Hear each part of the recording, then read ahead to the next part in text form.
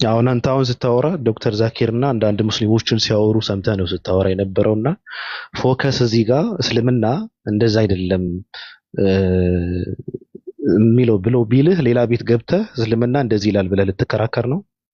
ኖ አሁን ይኸውልህ ዶክተር ዛኪር ኮይስ ያለ መረጃ አይናገርም የሚል እምነት አለኝ በዶክተር ዛኪር ማለት ነው። በተቻለ መጠን ሲናገር ማለት ነው። ከሱ አንፃር ፎከስ ያለ መረጃ የተናገርኩትም ሊያወራ ለዛ ነው። ይችላል ብለህ ትጠራጠራለህ? ፎከስንም እስከማውቀው ድረስ ማለት ነው ብዙ ጊዜ በመረጃ ላይ ተደግፎ ስለሚያወራ ማለት ነው። እሱንም እህ። አምናለሁ። ገብቶሃል? ስለዚህ ስለዚህ ለዛ ነው አይልም ብሎ ቅድምም ይሄ ቢልህ ነገር ሌላ ቤት ገብተህ እስልምና እንደዚህ ነው ብለህ ልትከራከር ትችላለህ ማለት ያ ነው። ልክ እንዳሁኑ መጀመሪያ ነው አይደለም ክሌሙን ነዋ ነው የምፈልገው እኔ። መጀመሪያ ክሌም ካደረገልኝ እንዳልከው አይልም ካለኝ ማለት ነው ኦኬ እም። ዶክተር ዛኪር ታዲያ የትኛው መረጃ ይዞ ነው እንደዛ ያለ ብዬ ዲጋፕ አድርጌ ያንን ራሱን ትመለሳለህ አመጣለታለሁ። ወደኋላ። ፎከስን ስለማቀው ማለት ነው። ፎከስን ስለማቀው ያ በውስጥ እሺ። መስመር እልክለታለሁ ከፈለገ። ገብቶሃል አይደል? አይ ጥሩ ነው። ምክንያቱም ብዙ ጊዜ ስታወራ ርዕስ ይዘህ ከሆነ በዛ ርዕስ ዙሪያ የራስን መረጃ በስነ ስርዓት አደራጅተህ ይዘህ ትመጣለህ አይደል? አሁን እዚህ ጋር ግን እህ። ስገባ ሲወራ የነበረው ሌላ ነው አይደል? ቶታሊ እህ። በጣም ብዙ ነገሮችንም ዳስሰናል። አሁን ስለ እያንዳንዱ ነገር መረጃ መረጃ መረጃ መረጃ አይባልም። የጋራ የሆነ አሁን ለምሳሌ ኢትዮጵያ እ፣ ማለት በአፍሪካ ቀንድ ነው የምትገኝ። የኢትዮጵያ ዋና ከተማ አዲስ አበባ ናት ለሚባለው ለምሳሌ መረጃ አምጣ ብትለኝ እኔ ይገርመኛል አንዳንዴ ለእያንዳንዷ ነገር ማለት ነው። መረጃ መረጃ መረጃ የሚባል ማለት ቅድም ስናወራ ነበር። ለምሳሌ ሉሲ አርዲ ምናምን መረጃ የሚባል ነገር አልመጣም፣ አልተጠያየቅንም። ጀስት አዜ ኮመን ኖሌጅ ስለሆነ ማለት ነው። ይሄንም እንደዛ ነው የጠየቅኩት። ምክንያቱም አትሊስት ዛኪር እንደዛ ከመለሰበት አዜ ኮመን የሚታወቅ አይነት ነገር ሆኖ ስለታየኝ ነው።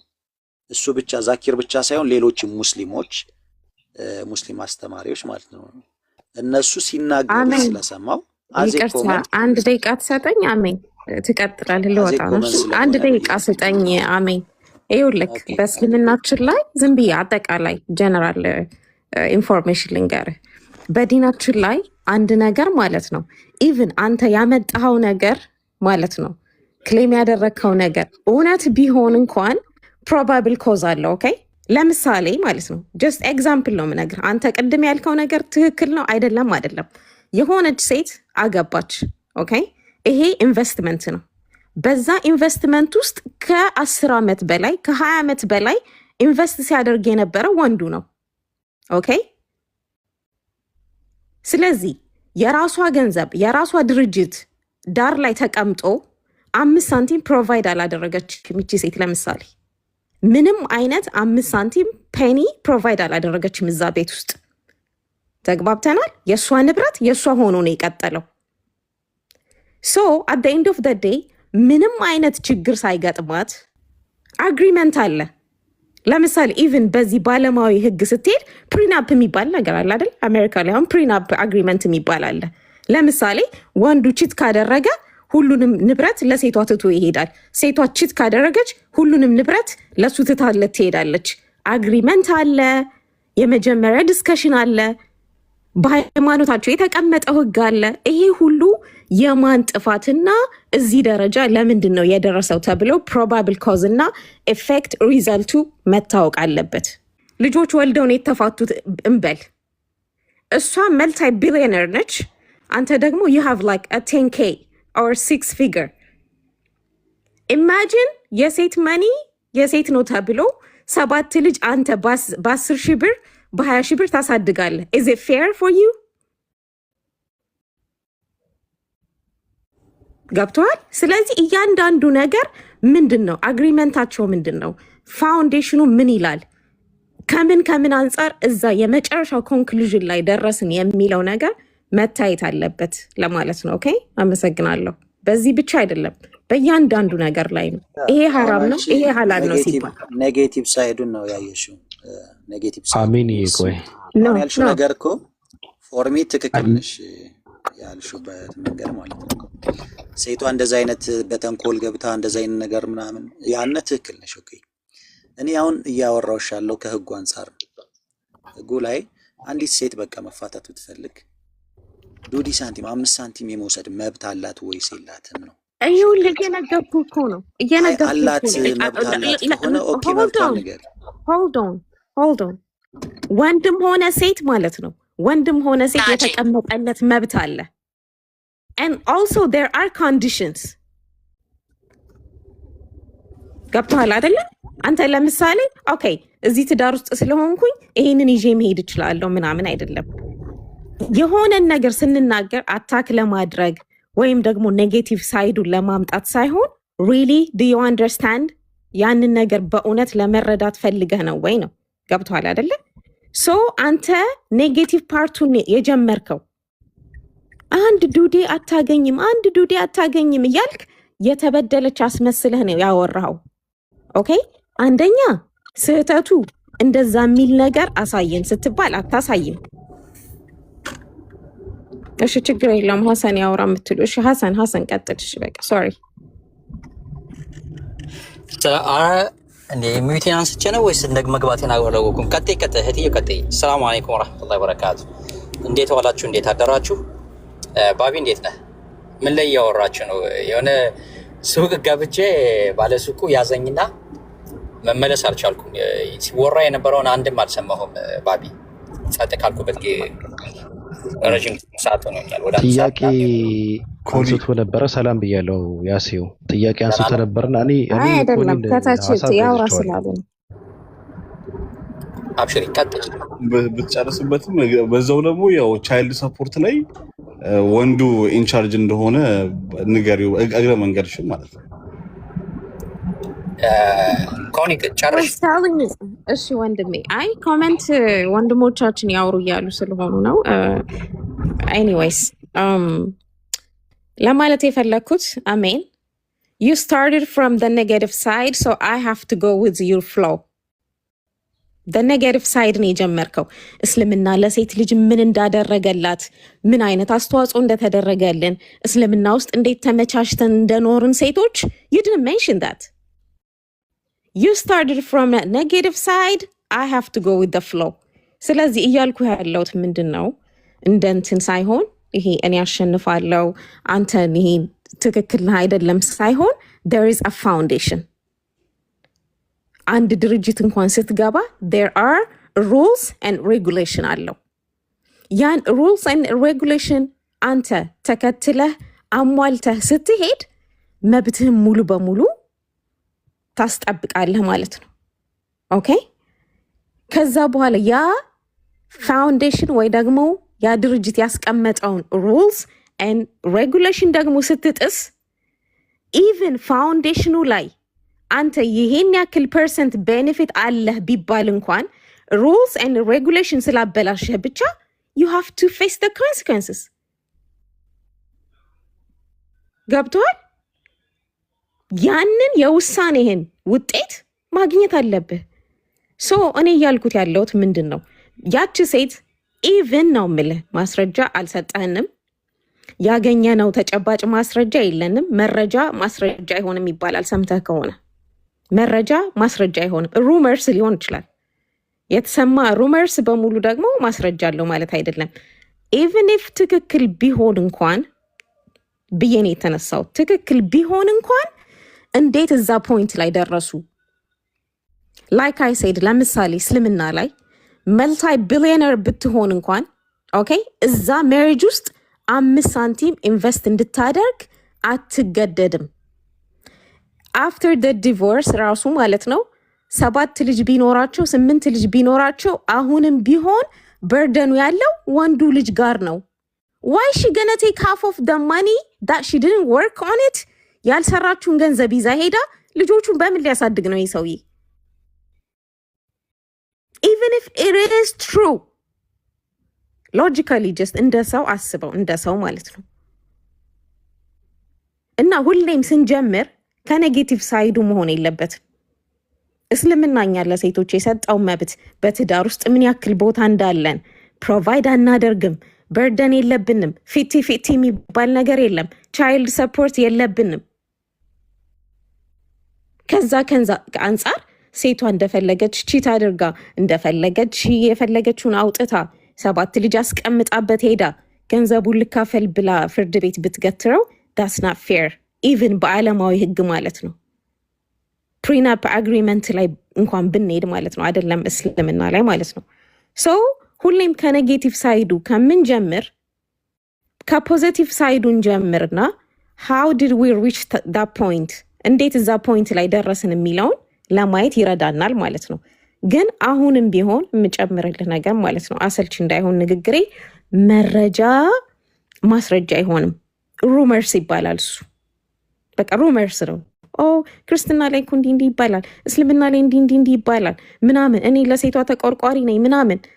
let's just leave it that ቁርአንና ሐዲስ ምን አለ? አሁን አንቺ ላልሽ ውስጥ ማስረጃ አለሽ? እሺ ንገሪኝ። አይደለም እኔ ምን አልኩ መሰለኝ፣ መረጃ የሚለው ላይ ከማውራት በፊት አንቺ እስካሁን ለተናገርሽ ማስረጃ of course አሁን አለ ልጅሽ ላይ ንገሪኝ።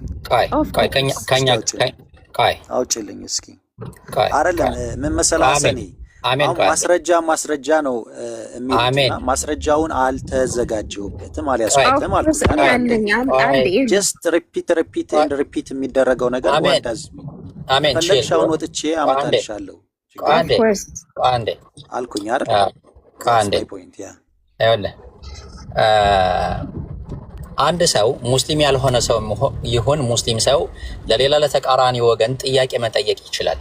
ጥያቄውን ጠይቆ የሚመለስለትን መልስ ቢቀበለውም ባይቀበለውም ቢያቅለሸልሸውም ባያቅለሸልሸውም አመሰግናለሁ ብሎ መለያየት ግድ ነው። ገባክ አይደለ? አንድ ሰው እስልምና ላይም ጥላሸት ይቀባል፣ ያንኛውም ደግሞ በተቃራኒ ሌላው ላይ እንደዚህ ጥላሸት መቀባባት አለ። ይሄንን ነገር ትተን እስልምና ላይ ኔጌቲቭ ነው ወይም በኔጌቲቭ አይን የምታዩትን ነገር እያንዳንዱ ነገር ሙስሊሞችን ጠይቁ። ህይወቱን ደግሞ ከወንዶችም ከሴቶችም እስልምናን ህይወቱን የሚኖሩ ሰዎች አሉ። ገባክ አይደለ? ህይወቱን እየኖሩት ሴቶቻችን ህይወቱን እየኖሩት አይ እናንተ የምትኖሩት ህይወት ልክ አይደለም ብሎ ማን ነው ሊወቅስ የሚችለው በምድር ላይ ያለ ሰው? ወይም እናንተ ሴቶች ሙስሊም ሴቶች ያላችሁበት የህይወት ዘርፍ የሚመች አይደለም፣ ይጎረብጣችኋል፣ ይኮሰኩሳችኋል ብሎ ሊናገር የሚችል ማን ነው? እየጎረበጣቸው እንደሆነ እነሱ መናገር ስለማይችሉ ነው? እንዳይናገሩ አፋቸው ተሸብቦ ነው?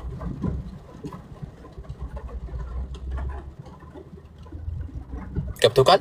ጥያቄ ካለ እስልምና ላይ ማንኛውንም አይነት ጥያቄ ካለ ጠይቀን እኛ እውቀቱ ካለን እናስተናግድህ ጥያቄህን። ገባክ አይደል? አሜን። ያው ብዙ ጊዜ እናወራለን፣ ግን ስናወራ ደግሞ ከግለትና ከስሜት ወተን እስልምና ላይ ጥላሸት ከመቀባት ወተን በእውቀትና በስነ ምግባር ብናወራ የተሻለ ነው።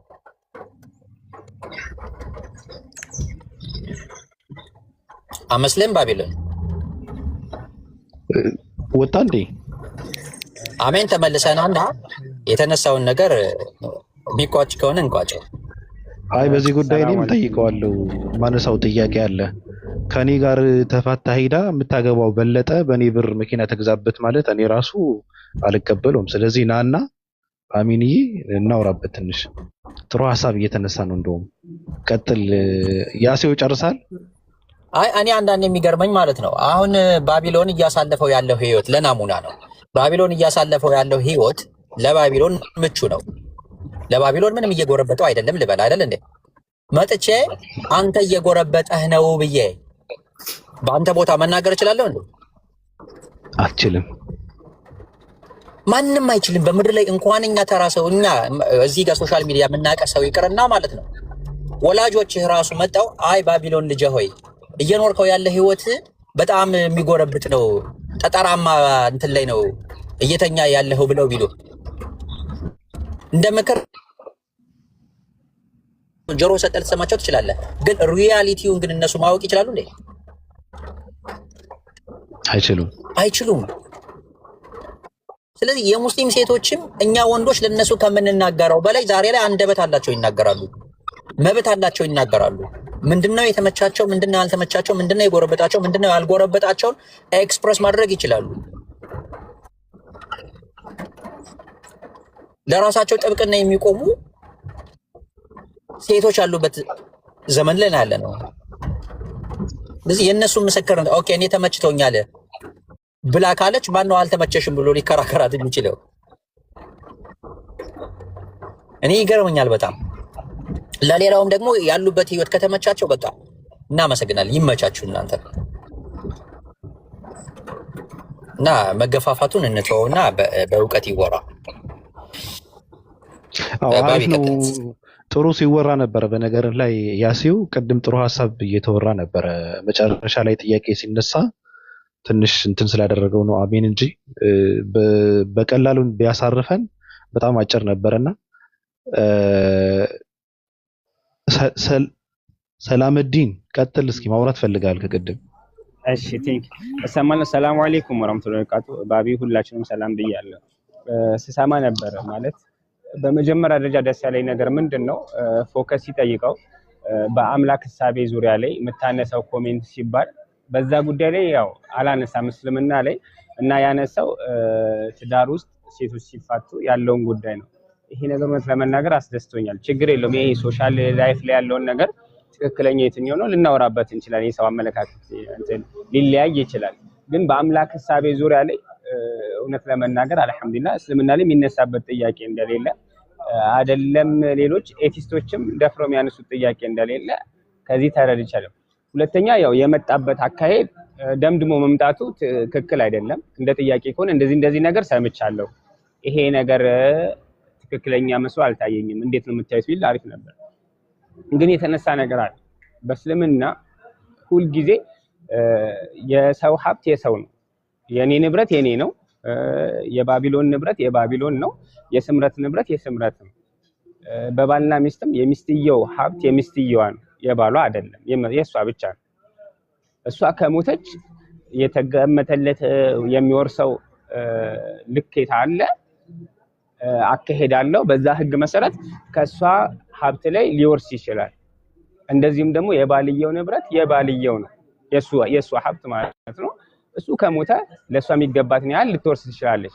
ከዛ ውጪ ደግሞ በጋራ ያፈሩት ሀብት ካለ የጋራ ነው። በጋራ ያፈሩት ሀብት ሲባል ትዳር ስለተጣመሩ ብቻ ከትዳር በኋላ በግላቸው ያመጡት ሀብት የጋራ ይሆናል የሚል አስተምሮ የለም እስልምና ላይ። ግን ትዳር ከተጣመሩ በኋላ ወይም ከትዳርም በፊት በጋራ ሀብት ካላቸው ትዳር ውስጥም ይሁን ከትዳር ውጪ ማንኛውም ሰው ወንድና ሴትም ሊሆን ይችላል፣ ወንድና ወንድም የጋራ ሀብት ካላቸው የጋራ ሀብት ናቸው።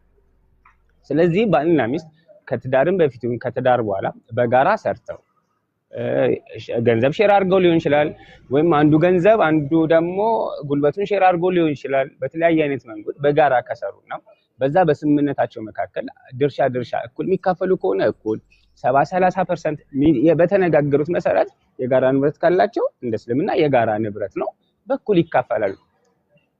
ይሄን ነገር ተፋተውም ሊሆን ይችላል፣ ሳይፋቱም መካፈል ከፈለጉ ይካፈላሉ። ይሄ ከትዳር ጋር ምንም አይገናኝ። ግን ምንድነው እስልምና ትዳር ላይ ከተፋታች ምንድነው ይሰጣት ያለው? በመጀመሪያ ደረጃ ስለሷ ንብረት አይደለም እየተወራለ ከራሱ ከባልየው ሀብት እሷን ከፈታት አንደኛ ግዴታ የሚሰጣት ነገር አለ፣ በግዴታ የሚሰጣት አለ እና እንደዚህም ደግሞ በውዴታ ሊሰጣት የሚችለው ነገር አለ። በግዴታ የሚሰጣት መህር የሚባል ነገር ወይም ጥሎሽ ብንል በአማርኛ እሷ መጀመሪያ ትዳር ውስጥ ስትገባ ይሄን ያህል መህር ፈልጋለሁ ካለች ያን ነገር ግዴታ ሊሰጣት ይችላል። ምናልባት በህይወት ዘመናቸው ሳይሰጣት ቆይቶ ቢፋታ የግድ ይሰጣታል። ምናልባት መህሩ 1 ሚሊዮን ሊሆን ይችላል የተስማሙበት። አሳንሳም ልትገባ ትችላለች። ይቅር ማለትም የራሷ አረመት ነው። ከፈለገች ይቅር ማለት ትችላለች። ግን ያስቀመጠችው መህር ግዴታ ነው በእስልምና። ትዳሩ ሲገቡ ለሴቷ ባልየው የሚሰጣት ንብረት አለ ማለትም ሀብት እሷ የምትጠይቀው ማለት ነው። በዛ ላይ ከተስማሙ በተስማሙበት ነገር ላይ አካሄዳለሁ እንደተነጋገረም መህረል መዝኩር የተወሳ መህር የሚባል ነገር አለ። መህረል ሚስል የሚባል ነገር የአምሳያው መህር የሚባል ነገር አለ። እሱ ራሱን የቻለ አስተምህሮ ነው። ግን በማንኛውም መንገድ የተስማሙበትን መህር ወይም ጥሎሽ ሊሰጣት ግዴታው ነው። ከፈታ ሳይሰጣት በፊት ከተፋቱ ሊሰጣት ግዴታ ነው። ይሄ በግዴታ የሚሰጠው ነው። ሁለተኛ ደግሞ በውዴታ ሲፈታት እሷ ትቸገራለች ብሎ ካሰበ ሰጥቶ ቢሸኛት አላህ Subhanahu Ta'ala የተሻለ ነገር እንደሆነ ተናግሮናል። አይ ንብረትን የግድ ስጣት አይባልም። በራሱ ፍቃድ ላይ የተመሰረተ ነው። ከሰጣት ግን የሚበረታታ ነው፣ ያበረታታል እስልምና። ከዛ ውጪ ግን የራሱ የግሉን ንብረት የግድ ካልሰጣት የሚል አስተምሮ የለም። ይሄ እስልምና አስተምሮ እና ይህ ነገር ፍትሃዊ ነው ወይ? አዎ ፍትሃዊ ነው፣ ሎጂካልም ነው። ግን ሌላ ተጨማሪ ነገር ደግሞ አለ። ምንድነው? በህይወት እስካሉ ድረስ ቅድምም እየተነገረ ነበር፣ እሷን ማስተዳደር ግዴታ ያለበት እሱ ነው። እሷ ሀብት ኖራትም አልኖራትም እሷ የምትለብሰው ማለትም በሱ በአቅሙ ደረጃ፣ በአቅሙ ሲባል ሀብታም ከሆነ የሷ አምሳዮች በዛ ሀብት ደረጃ ያሉ ሴቶች በሚተዳደሩበት ልክ ሊያስተዳድራት ይገባል። ለምሳሌ ባለው ሀብት ልክ ልብሶችን ማልበስ፣ እሷ ኖራትም አልኖራትም እሷ ንብረት እያላት ሀብት እያላት አንተና አልበሰኝ እሱን ማለት ትችላለች። ደግሞ እሱን ማልበስ ግዴታው ነው። መመገብ፣ ልጆቹን ማስተዳደር የእሷ ኃላፊነት ነው በህይወት ዘመናቸው እስካሉ ድረስ ማለት። እሷ ግን ምንም ግዴታ የለባትም። እሷም በፈቃደኝነት ካደረገች ግን የሚከለክላት ነገር የለም። ስለዚህ በማስተዳደር ላይ በሱ ንብረት እሷን ማስተዳደር የሱ ግዴታ ነው። በሷ ንብረት ግን እሱን ማስተዳደር ግዴታ የለባትም። ይሄም ማለት ስለዚህ ይህ ፍትሃዊ ነው? አዎ ፍትሃዊ ነው። ለምን? ከምን አንፃር? እሷ ምን ግዴታ አለባት? በቤት ውስጥ ኃላፊነት ወስዳ ልጆቹን የመንከባከብ ቤቱን የመጠበቅ ግዴታ አለበት። ስለዚህ እስልምና ለእያንዳንዱ አካል የራሱ የሆነ ግዴታና ኃላፊነት ሰጥቶታል። ያን ኃላፊነት በግድ መወጣት አለበት። ይህን ኃላፊነት ሰዎች ይወጡታል ወይ? ከሰው ወደ ሰው ይለያያል። ብዙ ሰው ሊያጓደ ይችላል። ሰዎች አጓደሉ ማለት እስልምና አጓደለ ማለት አይደለም። ስለዚህ ሰዎች ብዙ ጊዜ ሰዎች ላይ ሴቶች በዚህ አይነት ምክንያት ጉዳት ላይ ይወድቃሉ። ባሎቻቸው በደንብ ሳይንከባከቧቸው ዝም ብሎ ሜዳ ላይ ይጥሏቸዋል።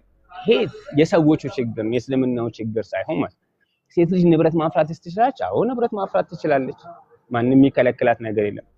ንብረት ስታፈራ እንደ ማንኛውም ግለሰብ ወንዱም እንደሚመለከተው ከሐራም ነገር በመጥፎ መንገድ ንብረት ማፍራት የለባትም። የአላህን ድንበር አላህ የከለከለውን ነገር ልትዳፈር አይገባትም። ይሄ መሰረታዊ ነገር ነው። ግን ንብረት ማፍራት ትችላለች። እስልምና ይሄን ነው የሚያስተምረው። ከዚህ ውጪ ግን የጋራ ንብረታቸውን በጋራ ያፈሩትን ንብረት እሱ ብቻ ይወሰድ የሚል እስልምና አስተምሮ የለም። ወላሂ አለም እስከዚህ ነው የሚሆነው። ቴንክ ዩ እናመሰግናለን። ግን አንዳንዴ የአሜንም ሀሳብ እየተመቸኝ ነው። አሁን ድሃ ከሆነ ወንድ ልጅ ዝም ብሎ የሆነ ቺክን ልኮ የአንድ ሀብታም ንብረት መረከብ ይችላል ማለት ነው በአሜን እንትንና ስለዚህ ድሃ ወንዶች ይሄን እንትን ተጠቀሙበት ብዬ እንትን ማለት ፈልጋለሁ። አሜን በነገራችን ላይ መልካም ሰው ነው። ሀሳቡ የተረጋጋ ሰው ነው። ሀሳቡም ተመችቶኛል። አሁን በመካከላችን ሰው የፈጠረው ሰው ስላለ ከሱ ጋር ሲያወሩ ነበረ። ከሱ ጋር ሲያወሩበት የነበረው ጉዳይ እንደውም ተመችቶኝ ነበርና ፒኬ ሰላም ብያለሁ። ሰላም ባቢ እንዴት ነህ? ሰላም አለይኩም ወራህመቱላሂ ወበረካቱ። አለን ቀጥል እስኪ። ያው ብዙ ጊዜ የኔ እኩለ ሌሊት ነው አንተ የምትከፍትበት። በስራ ጠፍተህ ነበር፣ ዌልካም ባክ ብለናል። ያው ስንጠይቅ በስራ ምክንያት ነው ምናምን ተባለ። ዩቲዩብ ሪከርድ ነው ብዙ ጊዜ አንተን ቤት የምሰማው ማለት ነው፣ ያልፈኛል። እና አሪፍ ሀሳብ ነው ባይዘዌ። አሜንም ፎከስ ጋር ያደረጉት ነገርም እኔ በጣም ነው የተመቸኝ። ዩቲዩብ ላይም ነው እየሰማው ነበር ዛሬ፣ በጣም ነው የተመቸኝ። ፐርፕልም ያነሳቸው ኢቨን አሜን ራሱ ያነሳው ጥያቄ ኦልሬዲ በቃ ጠይቅ ተባለ፣ ጠየቀ፣ ጥያቄውን አቀረበ። ከዛ ግን ምንድነው ኢስላም ሲባል በጣም ሰፊ ነው እና የሆነ ነገር ሲያወራ አንድ ሰው ማስረጃውን ካላቀረበ አለምም የለምም ለማለት ለእኛ ሊከብደን ይችላል፣ ከኛ እውቀት አንጻር ማለት ነው። ፐርፕልም እንዳለችው ላናቅ ስለምንችል የለም ብሎ በድፍረት ለማውራትም አለ ለማለትም መጀመሪያ አውዱንም ማስረጃውንም ብናይ እሱ ካመጣ ማለት ነው። ከዛ አንጻር ነበር አሜንም እየሰማህ ከሆነ ማስረጃ እየተባልክ በተደጋጋሚ የተጠየቀው ማለት ነው። አክቹዋሊ የምጨምረው ምንም ሀሳብ ይኖራል ብዬ አላስብም። ፐርፕል በደንብ ነው የገለጸችው። ሰላመዲንም ጀዛከላህ እሱም በደንብ አሪፍ አድርጎ ነው አሁን በቃ ሙሉውን ነው ያቀረቡትና የምጨምረው ነገር የለም። ግን ትንሽ አሜን ላይ ያለው ነገር በኔጌቲቭ የታየ ስለመሰለኝ እንደዛ አይደለም። እኔ ከመጀመሪያው ስከታተል ነበርና የአሜን ሀሳብም እንደ ኔጌቲቭ እንዳትወስዱት ያክል ነው። ከዛ አንጻር ብቻ ነው ብቅ ያልኩት። ኢንሻአላህ እቀመጣለሁ። አዲስ ነገር ካለ ማውራት ያለብኝ አወራለሁ። አዎ እንትና ኦሜጋን ጨብጠው እስኪ ሰላም ብለው። እጄን ዘርግቻለሁ። ሰላም ብያለሁ። እንትን ሌሎች ይቀጥሉ። የሆነ ሀሳብ ሲኖረኝ ብቻ ልግባል። እሱ እንትን ብንለው ይሻላል ብዬ ነው ማለት ብዙ ስላወራችሁበት በብዙ እንትን ልናየው ፈልገን ነበረ። አሜንም ስለሆነ አሁን ለምሳሌ በእስልምና ጥያቄ ሲጠይቅ አሜን በክርስትናም ልናየው ፈልገን ነበረ። የጠየቀውን ጥያቄ መልሰውታል። በነገራችን ላይ መልሳችሁታል። ከዚህ በላይ መሄድም ብዙ እንትን ያለው አይመስለኝም። መሄድ ከፈለጋችሁ መሄድ ትችላላችሁ። የቀረ ሀሳብ አለ ማንሳት አለብን የምትሉት ነገር ካለ ማንሳት ትችላላችሁ። ይቅርታ ልጠይቅና ወንድሞች ስላሉ እንዲመልሱልኝ ነው። በእስልምና ትዳር እንዴት ነው የሚታየው? ማለት አሁን እኔ ከክርስትና አንጻር ሳየው ግር ስላለኝ ነው። በእኛ ክርስትና ወንድና ሴት አንድ ይሆናሉ፣ በቃ አንድ አካል ይሆናሉ የሚል እንትን ህብረት ነው ያለን። ማለት የእሱ ሀብት የእሷ ነው፣ በቃ የእኔ የእሷ የሚባል ሀብት ንብረት አይኖርም ማለት ነው። ድንገት ግን ፍቺ በሚኖርበት ሰዓት ላይ የእኔ የእሱ የሚባለው ነገር ስለሌለ እኩል ነው የሚካፈሉ የሚለው ነገር ነው በእኛ ያለው እና በእስልምና እንዴት ነው ማስረጃ ልሰጠን ትችላለህ? ኦሜጋ መጽሐፍ ቅዱስ ላይ የትዳር ፍቺ ላይ እኩል የንብረት ክፍፍል መኖሩን ሜቢ እስኪ ካለ በማስረጃ ልታደርገው ትችላለህ? አሁን ላይ ያለው ነባራዊ ሁኔታ ፍቺ በሚፈጸምበት ሰዓት ላይ በፍርድ ቤትም ቢሆን ያንን መሰረት ያደረገ ስለ ህገ መንግስቱ ሳይሆን እያወራው ያለሁት ላይክ ኢትዮጵያ ውስጥ ስላለው ህገ መንግስት ሳይሆን አንተ በክርስትና ብለህ ነው ያወራኸው እና ክርስትና ደግሞ ላይክ መጽሐፍ ቅዱስ ነው። እንደ መጽሐፍ ቅዱስ በፍቺ ሰዓት ላይ ሴት ልጅ እኩል ንብረት ትካፈል የሚል ነገር ያው እየሰራችም ቆይታ ይሆን ሳትሰራም እንደዚህ የተዘረዘረ ነገር ካለ ሲጀመር እንደ ክርስትና ፍቺ የሚባለው ነገር ለራሱ የተፈቀደ አይደለም፣ በሐዲስ ኪዳን ላይ ማለት ነው። አሁን ስለ ፍቺ አይደለም ከፍቺ በኋላ ስላለው ጉዳይ አይደል እየጠየቅም ያለው